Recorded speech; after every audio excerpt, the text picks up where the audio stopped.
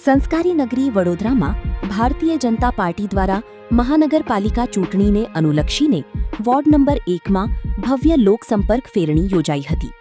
છાયાપુરી બ્રિજની નીચેથી શરૂ થયેલી આ ફેરણી શ્રીનાથ પાર્ક, માધવનગર, વણકરવાસ, મારુતિધામ, અક્ષરનગર, ગોપાલનગર, યોગીનગર સહિતના વિસ્તારોમાં ફરી હતી, જ્યાં ઉમેદવારોએ ઘર ઘર જઈ મતદારો સાથે સીધો સંપર્ક સાધ્યો હતો. ઢોલ નગારા અને જયઘોષ વચ્ચે નીકળેલી આ ફેરણીમાં સ્થાનિકોમાં ભારે ઉત્સાહ જોવા મળ્યો હતો.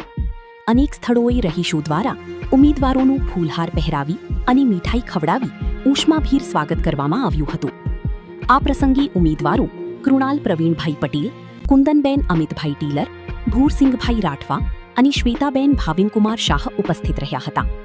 ફેરણીમાં ભાજપના કાર્યકર્તાઓ અને હોદ્દેદારો મોટી સંખ્યામાં જોડાતા સમગ્ર વિસ્તારમાં ચૂંટણીમય માહોલ સર્જાયો હતો.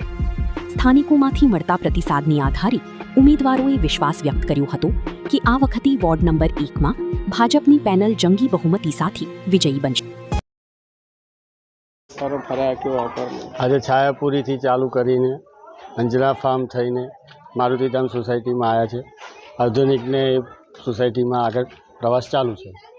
કેવો આવકાર મળી રહ્યો છે કે પ્રતિસાદ મળ્યો? ઘણો જ સારો આવકાર મળી રહ્યો છે, કારણ કે અને ખૂબ જ સારો પ્રેમ ભાવ મળી રહ્યો છે.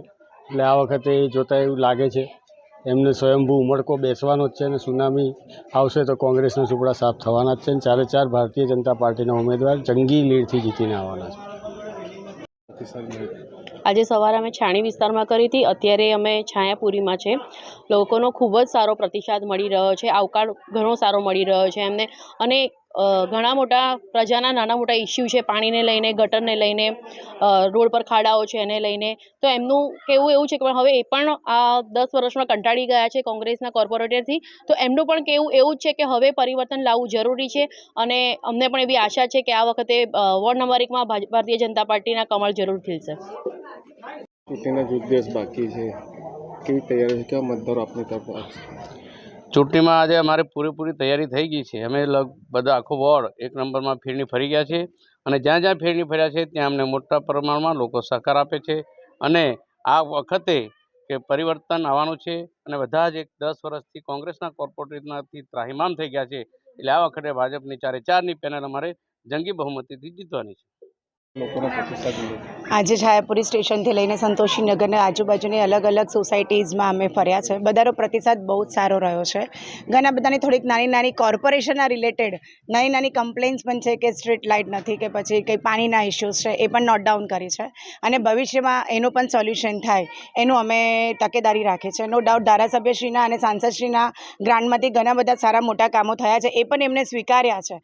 અને એમનું બધાનું એવું જ કહેવું છે કે આ વખતે અમને કમળ જ જોઈએ વોર્ડ 1માં. વડોદરા ન્યૂઝ ગુજરાતી આપણા શહેરના તાજા અને સચોટ સમાચાર માટે ફેસબુક, ઇન્સ્ટાગ્રામ, યુટ્યુબ અને વોટ્સએપ પર હમણાં જ જોડાઓ. ફોલો કરો વડોદરા ન્યૂઝ ગુજરાતી.